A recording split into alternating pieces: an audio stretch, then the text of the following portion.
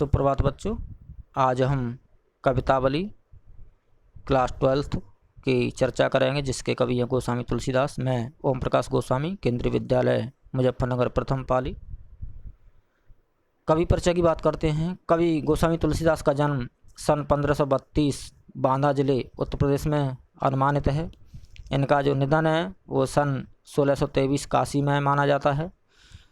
इन्होंने अवधी और ब्रज दोनों ही भाषा में रचना की। कृष्ण भक्ति से संबंधित जो इनके पद हैं वो ब्रज भाषा में लिखे गए और रामचरितमानस इनकी अवधी भाषा में रचा गया महाकाव्य है। इनकी जो प्रमुख रचनाएं हैं रामचरितमानस, विनय पत्रिका, गीतावली, कवितावली, दोहावली, रामाज्ञा प्रश्नावली इनकी प्रमुख रचनाएं। कवि तुलसीदास लोक मंगल की कामना एवं समन्वय की भावना के कवि के रूप में जाने जाते हैं। यह भक्ति काल की सगुण काव्य धारा में राम काव्य के प्रमुख कवि हैं। रामचरितमानस इनका यह महाकाव्य है जिसमें 7 कांड हैं। रामचरितमानस की रचना गोस्वामी तुलसीदास के द्वारा हिंदी साहित्य एवं समाज दोनों के लिए ही बहुत बड़ा योगदान है, महान योगदान है। रामचरितमानस आदर्श राजा, आदर्श पिता, आदर्श माँ, आदर्श पत्नी, आदर्श भाई का आदर्श स्थापित करता है, आदर्श रूप है। हमें प्रेरणा देता है कि भाई भाई में प्यार कैसा होना चाहिए, पिता पुत्र के बीच कैसे संबंध होने चाहिए, यह सब राह दिखाता है, संदेश देता है रामचरितमानस महाकाव्य, जो आज भी उतना ही उपयोगी है और आने वाली पीढ़ियों के लिए भी उतना ही उपयोगी रहेगा। कवितावली के जो पद हैं उनका सारांश की बात करते हैं। प्रथम पद में कवि तुलसीदास ने संसार के अच्छे बुरे समस्त लीला प्रपंचों का आधार पेट की आग का दारुण व गहन यथार्थ है, जिसका समाधान वे राम रूपी घनश्याम यानी मेघ के कृपा जल में देखते हैं। दूसरे पद में प्रकृति और शासन की विषमता से उपजी बेकारी व गरीबी की पीड़ा का यथार्थपरक चित्रण करते हुए उसे दशानन यानी रावण से उपमित यानी उपमा दी गई है। तीसरे पद में भक्ति की गहनता और सघनता में उपजे भक्त हृदय के आत्मविश्वास का सजीव चित्रण है, जिससे समाज में व्याप्त जात पात और धर्म के विभेदक दुराग्रहों के तिरस्कार का साहस पैदा होता है। इस प्रकार भक्ति की रचनात्मक भूमिका आज के भेदभाव मूलक सामाजिक राजनीतिक माहौल में अधिक प्रासंगिक है। यह सार था तीनों पदों का। बात करते हैं पहले पद की कि किस भी किसान कुल बने क भिखारी बाट चाकर चपल नट चोर चार चेट की और पेट को पड़त गुन गड़त चढ़त गिरे अटत गहन गन अहन यखेट की और ऊंचे नीचे करम धर्म अधर्म करे पेट को ही पचत बेचत बेटा बेट की तुलसी बुझा एक राम घन श्याम हिते आगे बढ़ बागते बड़ी आगे पेट की।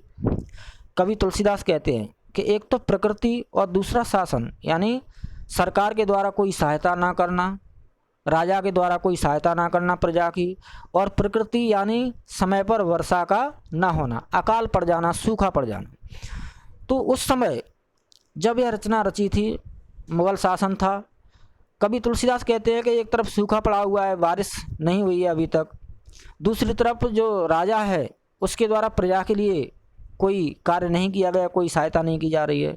ऐसे में लोग बेरोजगार हो रहे हैं, लोग भूख से मर रहे हैं। जो भी हैं किसान, व्यापारी, भिखारी, भाट, नौकर, नट, चोर, जादूगर, सब के सब बेरोजगार हो गए हैं और सब कुछ अपने पेट को भरने के लिए, परिवार को पालने के लिए वह ऊंचे नीचे कर्म भी कर रहे हैं, अच्छे बुरे कर्म भी कर रहे हैं। जान जोखिम में रखने वाले जान खतरे में डाल करके भी वह कार्यों को करने पर मजबूर हो रहे हैं। यहाँ तक कि पेट की खातिर, पेट को भरने के लिए धर्म अधर्म के कार्य भी करने में वो हिचक नहीं रहे हैं। यहाँ तक कि वो अपने बेटा बेटी को बेच करके भी अपने पेट को भर रहे हैं।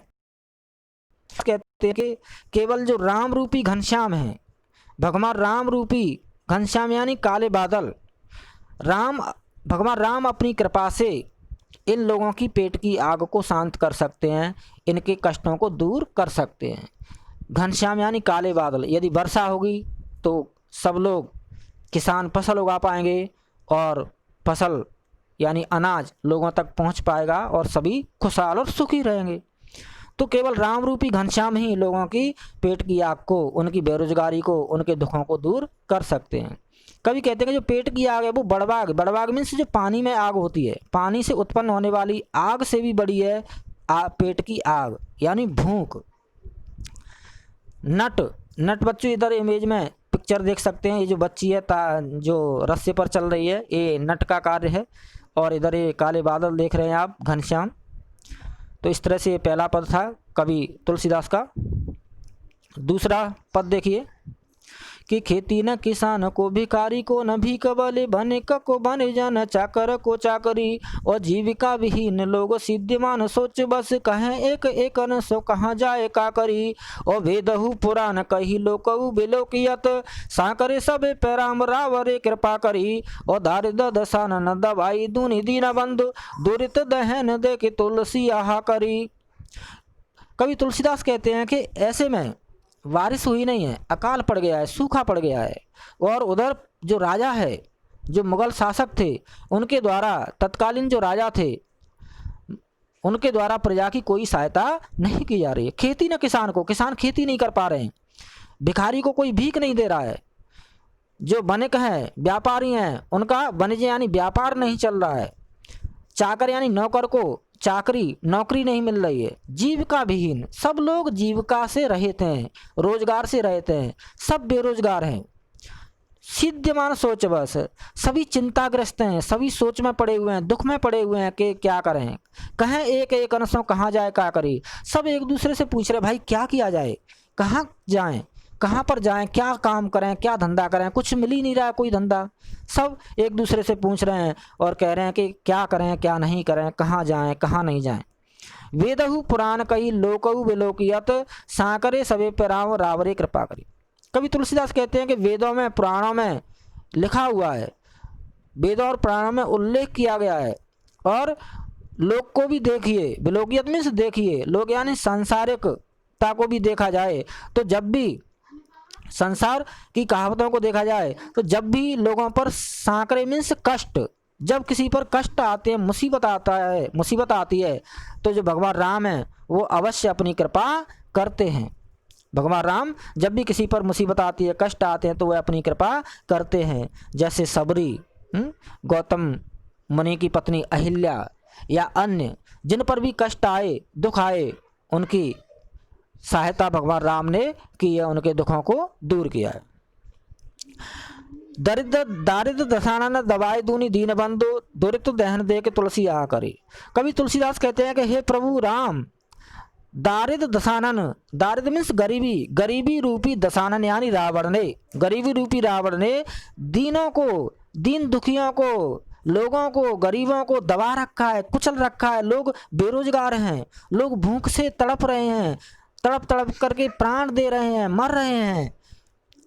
ऐसी स्थिति को देख करके, लोगों को भूख से तड़पते देखकर, लोगों को मरते देख करके कवि तुलसीदास के हृदय से आहा निकल गई है, चीख निकल गई है, दुख भरी चीख निकल गई है, और करुणापूर्ण स्वर में कवि तुलसीदास भगवान राम से कृपा की याचना कर रहे हैं कि हे प्रभु, लोगों के दुखों को दूर कीजिए।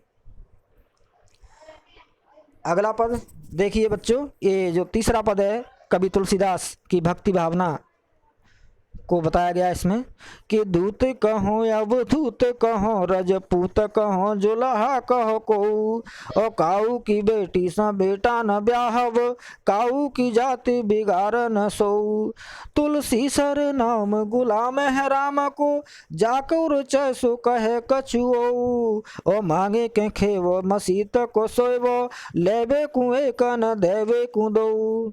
कवि तुलसीदास कहते हैं कि चाहे मुझे कोई धूत कहे, धूत मीन्स दुष्ट कहे, अवधूत कहे, अवधूत मीन्स सन्यासी साधक, चाहे मुझे कोई धूत यानी दुष्ट कहे, चाहे मुझे अवधूत यानी सन्यासी साधक कहे, चाहे मुझे कोई राजपूत राजकुमार कहे, या फिर कोई मुझे जुलाहा, जुलाहा मीन्स बुनकर, वीवर लोग, वीवर जाति, बुनकर जाति, चाहे मुझे कोई दुष्ट कहे, चाहे कोई मुझे सन्यासी, अवधूत कहे, राजकुमार कहे या फिर जुलाहा कहे, कोई कुछ भी कहे, मुझ पर कोई फर्क नहीं पड़ता। काहू की बेटी सो बेटा न ब्याहव, काहू की जात बिगाड़न सऊ। मुझे किसी की बेटी से अपने बेटे की शादी नहीं करनी है और ना ही मुझे किसी की जाति बिगाड़ने का मेरा इरादा भी नहीं है। कभी तुलसीदास कहते हैं कि मैं तो राम का गुलाम हूँ, राम का, भगवान राम का गुलाम हूँ, भगवान राम का दास हूँ, उन्हीं का भक्त हूँ। जिसको जो इच्छा हो, जिसको जो रुचे, जो अच्छा लगे वह मुझसे कहे, चाहे दूत कहे, अवधूत यानी सन्यासी, साधक कहे, जुला, कुछ भी कहे। कभी तुलसीदास कहते हैं कि यहाँ तो मांग करके पेट भरना है, मांग करके खाना है, और मस्जिद में, मस्जिद मीन्स मस्जिद में सोना है, ना तो किसी को कुछ ले देना है और ना किसी से कुछ लेना है, यानी किसी से कोई मतलब नहीं है, सांसारिकता से कभी को कोई मतलब नहीं है। कभी तो पूरी तरह से प्रभु श्री राम की भक्ति में लीन है, पूरी तरह से भगवान राम की भक्ति में समर्पित हैं, उन्हें सांसारिकता से कोई लेना देना नहीं है। संसार के लोग उन्हें क्या कहते हैं इसका भी उन पर कोई असर नहीं पड़ता है, कोई फर्क नहीं पड़ता है, चाहे कोई कुछ भी कहे। इससे कवि की अनन्य भक्ति भावना, भगवान राम के प्रति अनन्य समर्पण, अनन्य भक्ति भावना का पता चलता है। तो यह तीसरा पद था बच्चों। इन पदों में आए हुए कुछ शब्दार्थ हैं। किसबी, किसबी मीन्स धंधा, चेटकी बाजीगर, जादूगर, बनिक, बनिया या व्यापारी, चाकर, नौकर, घनश्याम, काले बादल, और घनश्याम कृष्ण को भी घनश्याम कहते हैं। बड़बाग, पानी से उत्पन्न आग, चपल, चंचल, जीविका, रोजगार, दशानन, रावण, दारिद्र, गरीबी, मसीत, मस्जिद। यदि वीडियो पसंद आए तो लाइक करना, सब्सक्राइब भी करना। धन्यवाद।